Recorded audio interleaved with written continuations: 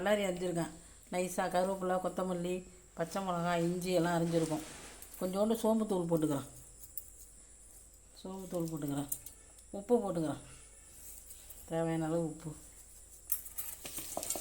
பெசரிக்கலாம்.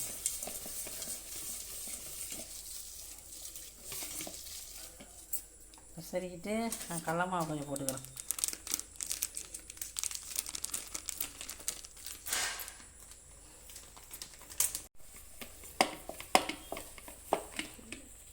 கொஞ்சம் கடல மாவு போட்டால் தண்ணியெலாம் ஊற்றலை.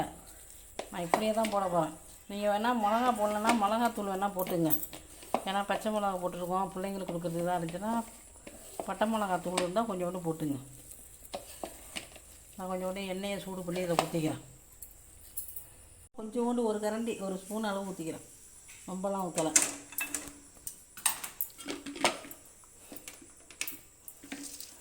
நான் தண்ணியே ஊற்றலை. இந்த வெங்காயத்தில் உள்ள தண்ணி தான்.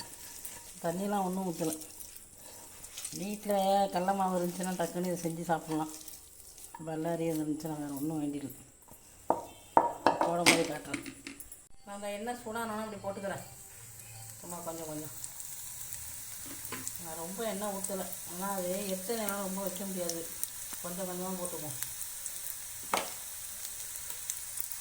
இப்படி கிள்ளி போட்டிங்கன்னாவே கரெக்டாக இருக்கும். எங்கள் வீட்டில் இருக்கும்போது சாயங்கால நேரத்தில் இது இருந்தாலும் வச்சுங்க, கடைக்கு போகலாம். ஆள் வேணால் டக்குன்னு வெள்ளை மாவு இருக்குன்னா அதுமாரி போட்டு நெருப்பு கடை மாதிரி இருக்கும். நல்லாயிருக்கும். சாப்பிடுவேன்.